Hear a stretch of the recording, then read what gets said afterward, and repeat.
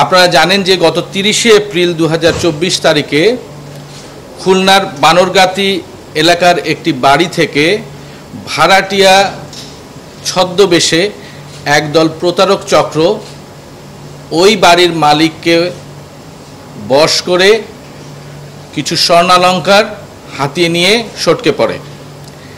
একইভাবে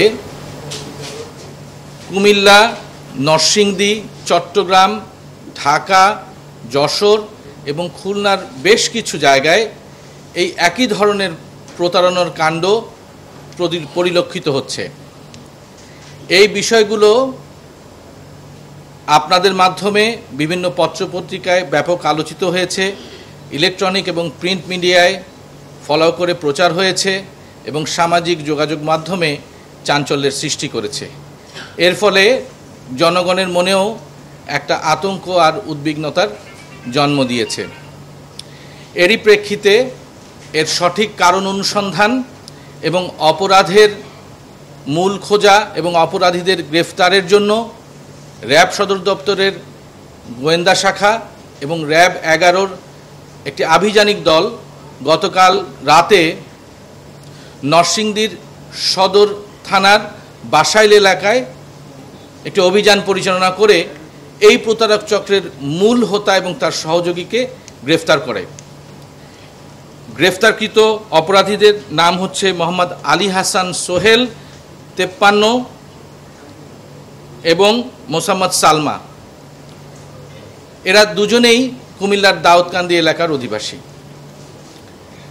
ঘটনার অনুসন্ধানে দেখা যায় যে এই আলী হাসান সোহেল এবং তার সহযোগী বিভিন্ন এলাকায় প্রবেশ করে প্রথমে ভাড়াটিয়া সেজে সেই এলাকার কতগুলো খালি বাড়ি নির্বাচন করে এবং পরবর্তীতে সেখানে প্রবেশ করে সেই বাসার যারা মহিলা আছেন তাদেরকে আসলে টার্গেট নির্বাচন করেন।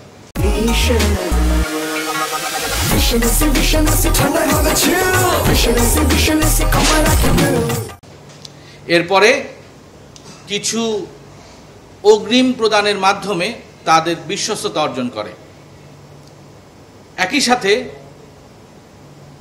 ওই বাড়িতে প্রবেশ করে ওই মহিলার সাথে বা ভাড়াটিয়া সেজে তাদের বাড়ির কিছু ফলমূল কিংবা শাকসবজি অথবা পুকুরের মাছ ইত্যাদি নিয়ে একটা আন্তরিকতার সম্পর্ক গড়ে তোলার ভান করে। পরবর্তীতে একসময় তারা নিজেদেরকে স্বর্ণকার বলে পরিচয় দিয়ে তাদের কাছে রক্ষিত স্বর্ণালংকার কিংবা ইমিটেশনের যে গহনা আছে সেটা পরিষ্কারের একটা নমুনা তারা প্রদর্শন করে এবং এতে করে ওই বাড়িওয়ালি কিংবা মহিলাদের একটা বিশ্বস্ততার জায়গা তৈরি করে তাদের হাত থেকে বা তাদের গায়ের স্বর্ণালংকার কিংবা তাদের কাছে রক্ষিত স্বর্ণালংকার পরিষ্কারের একটা অভিনয় দেখায় এবং এই হাত সাফাইয়ের মাধ্যমে তারা প্রতারণার কাজটা শেষ করে এক পর্যায়ে তারা সটকে পড়ে। আমাদের এই অভিযানে দেখা গিয়েছে যে এই আলী হাসান সোহেল নিজেও একসময় স্বর্ণকার ছিলেন এবং তার আশুলিয়া এলাকায় একটি স্বর্ণের দোকান ছিল এবং যে তার সহযোগী যে মহিলা যাকে নিয়ে নিজেদেরকে স্বামী স্ত্রী প্রমাণ দিয়ে তারা বিভিন্ন বাসায়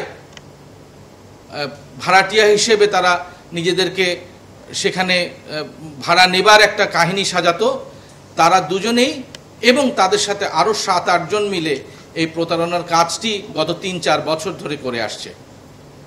আমরা এ বিষয়ে জনগণকে সচেতন করতে চাই এবং আমরা একটি কথা সবাইকে বলতে চাই যে অপরিচিত কারো সাথে এভাবে সখ্যতা গড়ে তোলা এবং তাদের কোনো প্রলোভনে প্রলুব্ধ হওয়া থেকে আপনারা যেন বিরত থাকেন এবং কখনো ভাড়াটিয়া কিংবা অন্য কোনো পরিচয়ে যদি কেউ বাড়িতে প্রবেশ করে তবে অবশ্যই তাদের পরিচিতি, ভোটার আইডি কার্ড বা এনআইডি এগুলো যাচাই বাছাই করা প্রয়োজন এবং একাকী তাদের সাথে কথা না বলে প্রতিবেশী কাউকে সাথে করে নিয়ে কিংবা বাড়ির অন্যান্য সদস্যদেরকে সাথে করে নিয়ে তাদের সাথে কথা বলার বা তাদের সাথে আলোচনা করার পরামর্শ প্রদান করছি। এ বিষয়ে আতঙ্কগ্রস্ত না হয়ে বরঞ্চ সামাজিক সচেতনতা গ্রহণ করলে এই প্রতারণার হাত থেকে আমরা মুক্তি পাব। সবাইকে আন্তরিক ধন্যবাদ।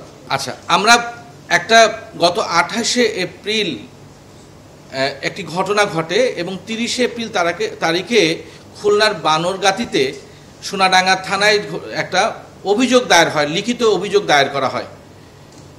বানরগাতি এলাকার যে বাসায় এই ঘটনাটি ঘটেছিল সেই ঘটনার সাথে আমাদের গ্রেফতারকৃত যে অপরাধী আছে আলী হাসান সোহেল, সে সরাসরি সম্পৃক্ত ছিল বলে নিজের মুখেই স্বীকার করেছে এবং ভিডিও এবং স্থিরচিত্রের মাধ্যমে আমরা ভিকটিমের সাথে যোগাযোগ করে আমরা ভিকটিমের কাছ থেকেও কনফার্ম করেছি যে এই ব্যক্তি সেই ব্যক্তি যিনি সেখানে ভাড়াটিয়া হিসেবে প্রবেশ করেছিলেন।